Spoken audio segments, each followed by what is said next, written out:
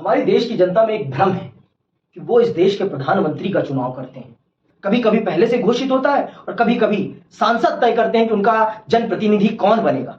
फिर जाकर यह निर्धारित होता है कि देश का प्रधानमंत्री कौन बनेगा, क्योंकि माननीय प्रधानमंत्री किसी भी निर्वाचन क्षेत्र के विकास के लिए जिम्मेदार नहीं होते, वो राष्ट्र की नीतियों के लिए जिम्मेदार होते हैं। इस बात को समझिए। आपके क्षेत्र के विकास के लिए आपका सांसद जिम्मेदार है।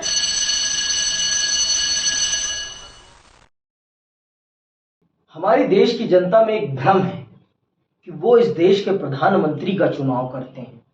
मैं आप सबको ये बताना चाहता हूं कि भारत में आप कभी भी प्रधानमंत्री का चुनाव नहीं करते।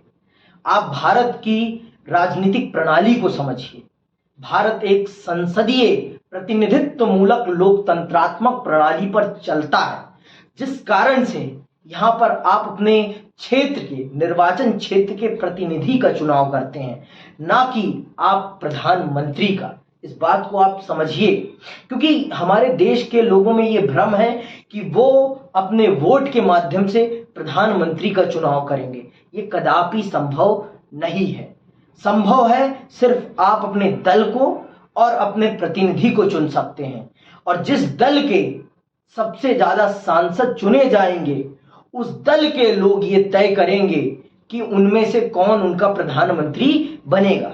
कभी कभी पहले से घोषित होता है और कभी कभी सांसद तय करते हैं कि उनका जनप्रतिनिधि कौन बनेगा।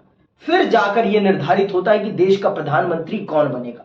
आप सबको पता होना चाहिए कि भारत में 543 निर्वाचन क्षेत्र हैं लोकसभा के, और इन 543 निर्वाचन क्षेत्रों में से जिस दल के 272 सांसद चुनकर आते हैं, उस दल को देश की संसद में बहुमत प्राप्त होता है, और वो 272 लोग ये निर्धारित करते हैं कि उनका प्रधान नेता कौन होगा, और फिर तय होता है देश का प्रधानमंत्री।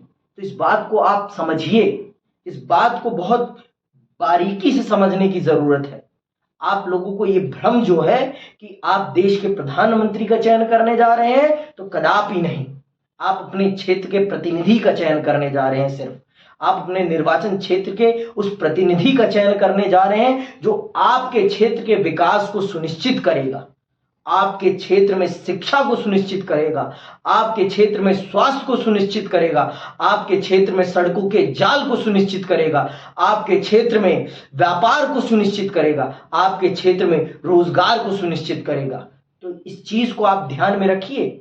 केंद्र सरकार नीतियां बनाती है, उन नीतियों को इंप्लीमेंट कराने का काम आपके सांसदों का होता है।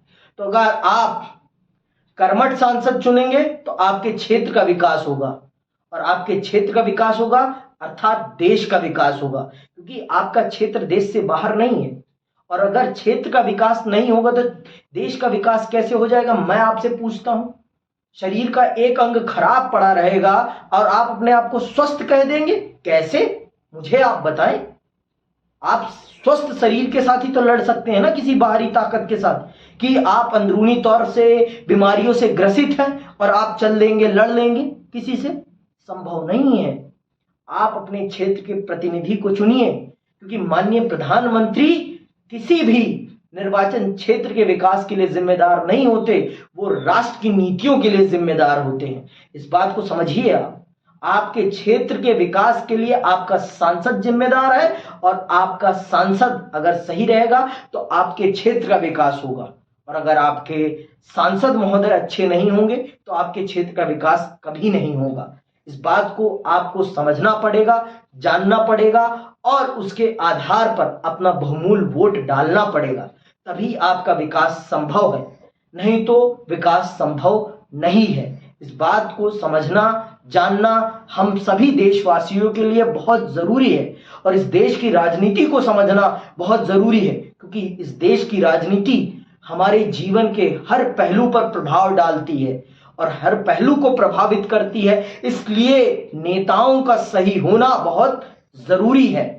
और अगर आपको भारतीय राजनीति से संबंधित किसी भी प्रकार के प्रश्न को जानना है, समझना है, तो आप हमारे YouTube चैनल पर जा सकते हैं और सुन सकते हैं, समझ सकते हैं भारतीय राजनीति को। और इसी के साथ मैं विदा लेता हूं। जय हिंद, जय भारत।